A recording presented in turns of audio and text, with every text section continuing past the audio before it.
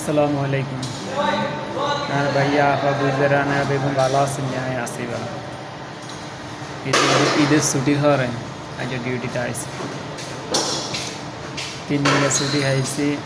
3 দিনের ছুটি কিছু মানে আর বাংলাদেশ হইলে 3 দিনকে 1 সপ্তাহ হুতি দেখতে আর এই আমার এই জেলখানার মতন ডিউটি চলে লাগে না আইলে টিয়া কাটে এবং চলে আইসে আইতাম আমার ভালো লাগে না আইলে তো টিয়া কাটি কী করি আমি আইসবে বিদেশে শান্তি আর শান্তি আগে বিদেশে যে অশান্তি জেলখানা আছে খারাপ জেলখানা তো আত্মীয় স্বজন আইসে আইতার ইয়া কে স্নানের মতন কেউ কই যাইবে না গরম আর গরম এত যে গরম ঠাডা ভাঙ্গা গরম মাথা দিয়ে হাঁদাই যাবে